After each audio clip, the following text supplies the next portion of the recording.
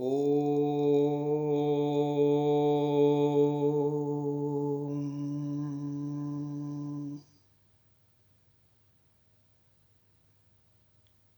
योगेन चित्तस्य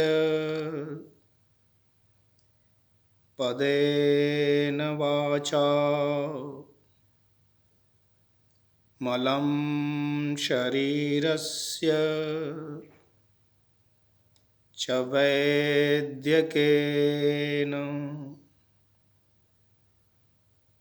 योपाकरोत्तं प्रवरं मुनीनां पतञ्जलिं प्राञ्जलिरानतोऽहम् पतञ्जलिं प्राञ्जलिरानतोऽस्मि। ॐ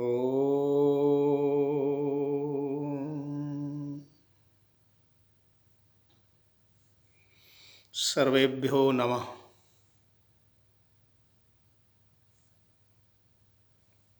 बड़े सौभाग्य की बात है, आज हम पुनः आयुर्वेद की चर्चा में उपस्थित हैं। आयुर्वेद जीवन का वेद है। जन्म से लेकर मृत्यु पर्यंत का जो काल है, समय है, उसे ही आयु कहते हैं।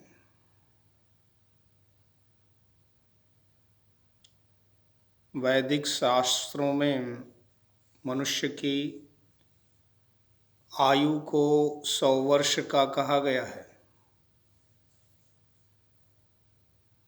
कि कर्म करते हुए हम 100 वर्षों का जीवन चाहें। कुर्वन्ने वेह कर्माणि जिजीविषेः शतं समाः।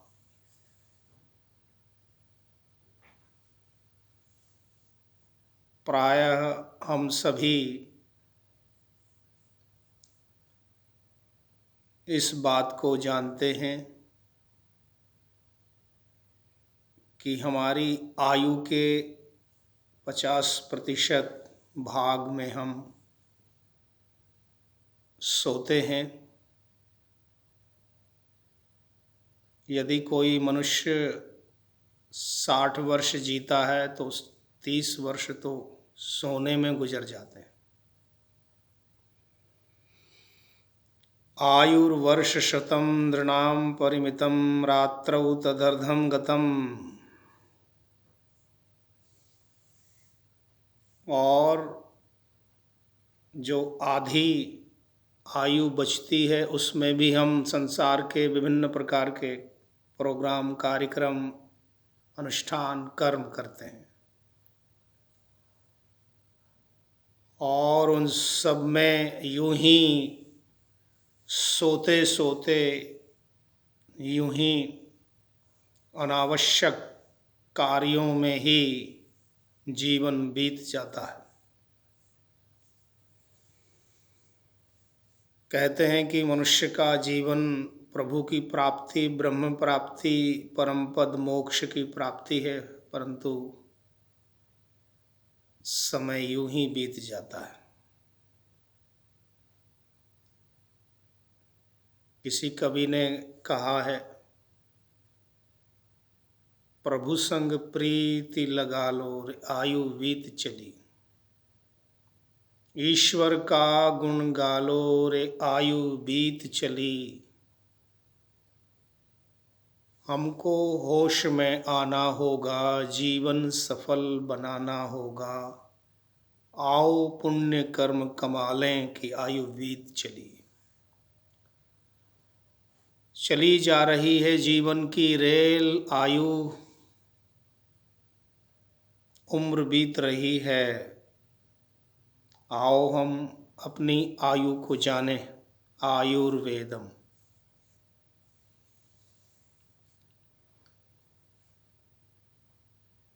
बचपन, जवानी, प्रौढ़ावस्था, वृद्धावस्था, 4 अवस्थाएं।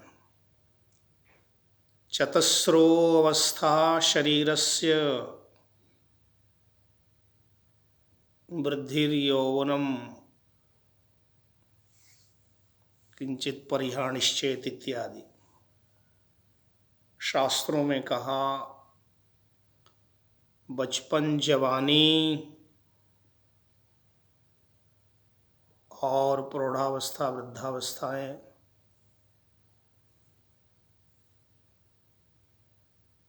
इस शरीर का, इस जीवन का अंग है। प्रथमेनार्जिता विद्या, द्वितीयेनार्जितं धनम, तृतीयेन तपस्तप्तं, चतुर्थे किम करिष्यति। तो जिसने अपनी आयु के प्रथम भाग में विद्या प्राप्त नहीं की, द्वितीय भाग में धन अर्जित नहीं किया, तृतीय भाग में तप नहीं तपा, तो वह चतुर्थ भाग में क्या करेगा। आयुर्वेद शास्त्र में इस जीवन के शरीर के 3 स्तंभ बताए हैं: आहार, निद्रा, ब्रह्मचर्य। आहार, खान पान, भोजन पर सबसे अधिक ध्यान देना चाहिए। आहारस्त्रिविधः प्रोक्तः, सात्विक, राजसिक, तामसिक। हित भुक, मित भुक, ऋत भुक के अनुसार भोजन करें। अपनी तासीर, अपनी प्रकृति, अपनी स्वभाव को जानकर भोजन करें। अपने दोषों को पहचानें। वात, पित्त, कफ, किस प्रकार की प्रकृति का हमारा तन है, उसी प्रकार भोजन छादन का व्यवहार करना चाहिए। निद्रा और ब्रह्मचर्य, इन तीनों के द्वारा ही हमारा जीवन दीर्घजीवी बनता है, शरीर तंदुरुस्त स्वस्थ बनता है।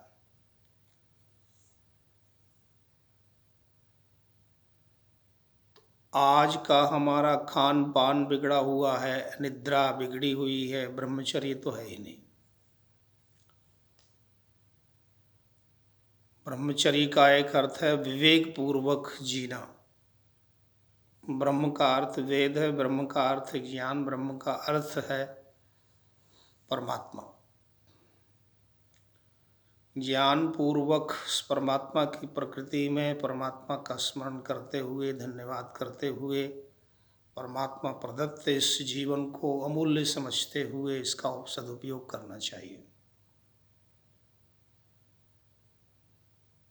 बस यूं ही हम जिए चले जा रहे हैं, सफ़र को ख़त्म हम किए जा रहे हैं। क्यों जी रहे हैं खबर ही नहीं है, इरादों पे अपने नज़र ही नहीं है। जो मन में आता है वो किए जा रहे हैं, जिए जा रहे हैं, जिए जा रहे हैं। हमारा सफ़र, हमारा मार्ग, हमारा पथ, हमारा जीवन बीत रहा है। जीवन बीता जाए नहीं पता एक पल का, भज ओम क्यों वृथा जन्म गंवाए। जन्म को व्यर्थ न गंवाएं, समय का उपयोग करें, पल पल क्षण क्षण को निरीक्षण करें। शरीर के जो हमारे 5 कोश हैं, स्थूल शरीर, अन्नमय कोश, प्राणमय कोश, मनोमय कोश, विज्ञानमय कोश, आनंदमय कोश, ये 5 जो स्तर हैं, इन कोशों को, इन भंडारों को, इन एक शक्ति के केंद्रों को, इन संपत्तियों को जो हमें प्राप्त है, शरीर के अंदर जो शक्तियां हैं, शारीरिक प्राण की शक्ति, मानसिक, बौद्धिक, आत्मिक, इन सभी शक्तियों को पहचाने। ये है आयुर्वेद। अन्नमय कोश अन्न और रस से बनता है। अन्न रसमय पुरुष। अन्नात् भवन्ति भूतानि पर्जन्यादन्न संभव यज्ञात् भवति पर्जन्य इत्यादि शास्त्रों में कहा। अन्नम वै ब्रह्म, अन्न ही ब्रह्म है, अन्न ही हमारा जीवन है। इदम आयु इदम अमृतम इदम रसम, ये अन्न और रस खान पान सबसे महत्वपूर्ण है, प्रथम स्तंभ है। इसी पर ही ध्यान देना है। कहा है प्रत्येक वस्तु को औषधि जानकर सेवन करें। भोजन को, खान पान को, प्रत्येक वस्तु को औषधि समझें और ध्यान पूर्वक उसका सेवन करें। जल पिए तो अमृतोपस्तरणमसि स्वाहा, अमृत में जल है। जलमेव जीवनम, यही तो जीवन है। शरीर में 70% जो जल पानी का अंश है, ये जीवन इसी से प्रादुर्भूत होता है। जल का सेवन बहुत महत्वपूर्ण है। तो आइए अपने जीवन को आयुर्वेद से परिपूर्ण करें। वेदों का ज्ञान, वेदों का संदेश, वेदों का उपदेश आदेश ग्रहण करें। अपने पूर्वजों ऋषि मुनियों के मार्ग का अवलंबन करें। वेद उपनिषद गीता रामायण आदि सद्ग्रंथों का स्वाध्याय करें। उनमें बताए हुए चरित्रों का, चित्रों का, कथानकों का, उदाहरणों का श्रवण करके मनन करें, चिंतन निधिध्यासन और आत्म साक्षात्कार करें। मनुर्भव जनया दैव्यम जन्म, मनुष्य बने दिव्य जन्म को उत्पन्न करें। अपने जन्म को, जीवन को दिव्य बनाएं। दैव्याय कर्मणे शुंधध्वम यज्ञाय कर्म, देव दिव्य यज्ञ, दैवीय कर्मों को करते हुए, इस जीवन को दिव्य बनाते हुए अपने आप को पवित्र करें, शुद्ध रखें। खान पान शुद्ध हो।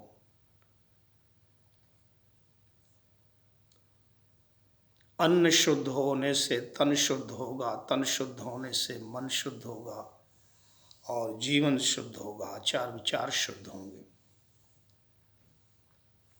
यन्मनसा ध्यायति तद्वाचा वदति, यद्वाचा वदति तत्कर्मणा करोति, यत्कर्मणा करोति तदभिसंपद्यते। मनुष्य जैसा विचार करता है वैसा वाणी से बोलता है, और जैसा वाणी से बोलता है वैसे ही कर्म करता है, और जैसे कर्म करता है वैसा ही हो जाता है। यथा दृष्टि तथा सृष्टि, जिस प्रकार की हमारी भावना और दृष्टि होगी, विचार होंगे, आचरण होगा, वैसे ही हम बनते चले जाते हैं। तो हम सब मनुष्य हैं। आओ हम मानव जीवन को संवारें, इसकी आयु को, इसके जीवन काल को सुंदर बनाएं। तो इस आयुर्वेद के संदेश को धारण करें कि आयु कर्म च वित्तम च विद्या निधनमेव च पंचैतानि हि सृज्यन्ते गर्भस्थस्यैव देहिना। गर्भ में जब हम होते हैं और शरीर को प्राप्त करते हैं, शरीर का निर्माण होता है, तो जन्म से ही, गर्भ से ही आयु कर्म विद्या वित्तम निधनम, ये पांचों ही निश्चित हो जाते हैं। पांचों चीज़ें प्राप्त होती हैं। और जीवन में इन पांचों का उपयोग सदुपयोग करके ही हम उतनी ऊंचाई को छूते हैं। इन पांचों ही पदार्थों को, पांचों ही शक्तियों को, पांचों ही जीवन के महत्वपूर्ण अंगों को हम परिपूर्ण करें। आयु प्राणम प्रजाम पशुम कीर्तिम द्रविणम ब्रह्म वर्चसम मह्यम दत्वा व्रजत ब्रह्मलोकम। इस मंत्र की भावना के अनुसार हम इन सोपानों को आरोहण करें, चढ़ें। आयु प्राणम, प्राण शक्ति को, श्वास प्रश्वास, प्राण अपान, समान उदान व्यान नाग कृकल देवदत्त धनंजय इत्यादि प्राण शक्ति को संयम में, कंट्रोल में करें। शरीर की नस नाड़ियों के अंदर प्राण बह रहा है, प्राणों यही जीवन है। तो इस प्राण को प्राणायाम की विद्या के द्वारा परिपुष्ट करें। प्रजाम पशुम कीर्तिम द्रविणम ब्रह्म वर्चसम। संसार के सभी पदार्थों को संपत्तिर्भूतिर्भूमिर्वृष्टिर्ज्येष्ठम श्रेष्ठम श्री लक्ष्मी प्रजा, सब पदार्थों को हम तभी प्राप्त कर सकते हैं जब आरोग्यम शरीरम, शरीर तंदुरुस्त हो, शरीर रोग रहित हो, शरीर स्वस्थ हो, शरीर में शक्ति, बल, ओज, तेज, पराक्रम, विद्या, बुद्धि और उत्तम संस्कार, आचार विचार हों। तो अपने जीवन के इस लक्ष्य को, उद्देश्य को प्राप्त करने के लिए आत्मनिरीक्षण करें, चिंतन करें, मनन करें। मैं कौन हूँ, कहाँ से आया हूँ, क्यों इस शरीर में हम आए, क्यों हमें ये जीवन मिला है और इससे क्या करना है, क्या कमाना है। धर्मार्थ काम मोक्षाणाम आरोग्यम मूलम उत्तम कहा। तो आरोग्य की प्राप्ति के लिए प्रयत्न करें, पल पल क्षण क्षण का सदुपयोग करें, श्रेष्ठ शुभ कर्म करें। स्थूल शरीर से, प्राणों से, मन से, बुद्धि से, आत्मा से पवित्र बने, श्रेष्ठ बने, उत्तम बने। यही संदेश आयुर्वेद का, शास्त्रों का, ऋषि मुनियों का, महर्षि पतंजलि का, कि जिन्होंने योग शास्त्र के माध्यम से हमारे चित्त की व्यथाओं को, रोगों को दूर किया और व्याकरण शास्त्र के माध्यम से हमारे वाणी के दोषों को दूर किया, सुसंस्कृत भाषा का परिज्ञान कराया और वैद्यक शास्त्र के द्वारा हमारे सभी रोगों को दूर करने की जो विद्या बताई है, ऐसे ऋषि मुनियों को, विशेषकर महर्षि पतंजलि जी को प्रणाम करते हुए, नमन करते हुए, उनके शास्त्र, आयुर्वेद शास्त्र के संदर्भ में इस चर्चा को यहाँ विराम देते हैं। त्रिदिवसीय यह आयुर्वेद महायज्ञ जो आरंभ हो रहा है, इसकी सफलता के लिए कामना करते हैं। आप सब सदा आमंत्रित हैं, स्वागत है आपका। पधारिए, आइए और अपने जीवन के, शरीर के कायः क्लेशांश्च कष्टांश्च क्लेशांश्च तन्मूलान् वेद तत्वार्थमेव च। प्रयास करें कि अपने संपूर्ण जीवन के रोग, कष्ट, शोक, दोषों का परिमार्जन करने के लिए आत्मचिंतन करें, सत्संग करें। सत्संगात भवति साधुता खलानाम, साधूनाम भवति संगमात खलत्वम। सत्संग करने से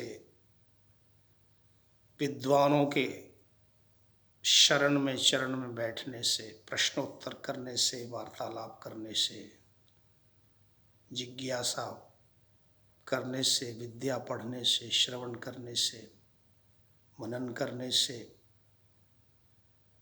सत्संग में आने से हमारी हृदय ग्रंथि खुलती है, ज्ञान का नेत्र जागृत होता है। भिद्यते हृदय ग्रंथिश्छिद्यन्ते सर्व संशयाः क्षीयन्ते चास्य कर्माणि तस्मिन् दृष्टे पारावरे। तो आइए अपने जीवन को पवित्र बनाने के लिए, अपने जीवन को तंदुरुस्त, स्वस्थ, आरोग्य पूर्ण बनाने के लिए आयुर्वेद की शरण में चलें, ऋषि मुनियों को प्रणाम करें।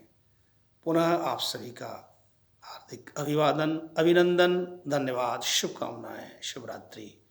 ओम सर्वेषां स्वस्तिर्भवतु, सर्वेषां शांतिर्भवतु, सर्वेषां मंगलं भवतु, सर्वेषां पूर्णं भवतु। ओम शांति शांति शांति।